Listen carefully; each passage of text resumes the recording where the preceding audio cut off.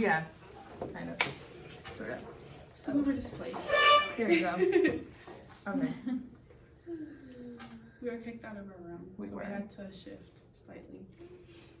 Hopefully that doesn't make us lose our place. But anyway, yeah, I was saying, Yeah. I was saying that I always thought that would mess up like the group cohesiveness if you just added random people in there after the group had, like become a group. But being able to like add new members should be a part of like the norms you've already created. And the example he had in there was about like this group of men who had like a problem with women, and I don't know if they had a problem with women, but the group did. And so being able to like, that would help them in the future, and that's part of their change work. Those specifically those men, is being able to relate to women if they don't know how to. And like for one specific guy, like he was talking about his wife and ranting about her for however long, but being able to then recognize, oh, I just ignored these two women who are new to the group and I didn't say anything about them, might help him realize, oh, maybe I'm doing the same thing with my wife or something like that. But yeah.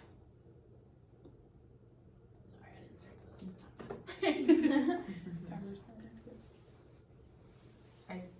I can see how it would be tough when you're adding people to the group when the group already kind of got established. But the way that he was explaining it, it was like to balance one another. I think the group out. I did remember reading that. My question that rose up for me was the self-monitoring group part of Yalom, where you kind of do the here and now, and I talked about how I think it will be difficult for me to do that. I don't know if you guys kind of relate to that. There was like this one specific, I guess, part where I kind of highlighted where Which if part is anyone it? wants to read it, I don't know. I don't have the pages on here. If someone wants to read it, I'll just. It's the yellow. It starts with, then why did you let it go on? Okay. So Did you see? it looks like page 278, but it probably is different for you guys. Is it under the self-monitoring? Yeah, but and then you keep going. It's like a the couple last pages. paragraph, kind of. Okay. Then why did it? Yes, Why did you let it go I got on? it. Yeah, I got it. Okay. It says, then why did you let it go on? How could you have stopped it? Or all of you seem to have known this. What prevented you from acting? Soon there will be excellent consensus about what is productive and unproductive group work, in parentheses, and it will generally be the case that productive work occurs when the group maintains a here and now focus, which we will discuss in the next chapter. So I don't know. What do you guys think about that one like snippet? Like, how do you guys feel? Well, what was your question from it? It was more of how can I like carry that same idea into groups, and it's not more of like in this thing is in that one quote or part in the book. It was more of like asking the members like, how do you feel that this conversation is going? We tend to not do that in this group, which I feel like will affect how I will act in real groups, because if I'm not doing it here, I'm probably not going to do it out there, let's be honest. So I don't know, I find it difficult to be in the here and now. You mean like soliciting kind of like feedback as we go? Yeah, and that's like feedback, and this is feedback in here and now. Like how my question is, I guess, like, do you guys relate to it? Do you guys not relate? Do you feel that it would be easy? I just feel like we don't do it here. No, that was another thing that he talked about, I think earlier, so maybe he's like bringing it back, but just like he was saying how a group he was running was more gentle with him, and that might have been a sign then of not that they're not being a good group, but a sign in the bad that they're going in the bad direction, in the wrong direction, not in the direction that they want to go. And so, just this idea of being able to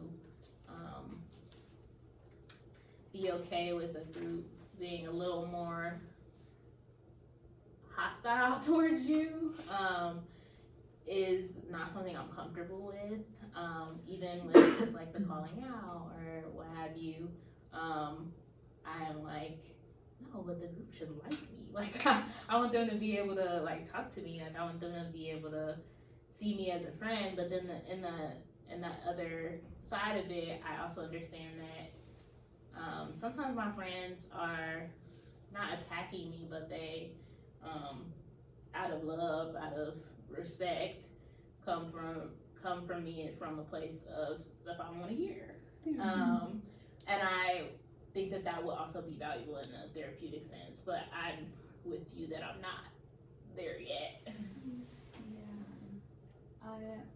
It reminds me of like the topic of soliciting feedback, like that we learned about last semester with like the individuals, and I felt like way more comfortable doing that in a one-on-one session because I felt like it was really productive and there wasn't like a sense that the other like group members could band together and kind of create that like distance rather than it be like a direct like conversation, like a communication between the one-on-one session, like within the one-on-one session. But I liked what Tiara was saying about like maybe sometimes it's necessary, but I don't think I'm there yet either. And it might be like, I don't know if this is dramatic, but like at the like expense of them like liking you, like feeling them having the autonomy and like feeling more comfortable within themselves, like as part of that group. I don't know, it feels kind of funny. I have a question. Do you think if the group members don't like us, do you think there will be productive work? As facilitators? As facilitators, like, because there might be a reason why they don't like us, like maybe we keep asking probing questions or, like in this case, sometimes Dr. Kim, like some people don't see eye to eye with what he's like teaching, but I guess we do try to do the work and it ends up being productive, I guess, in that way. Do you feel like if the group members don't like us or don't hold that same relationship, like a positive relationship, do you feel like there will be productive work in a group setting for you if you were the facilitator?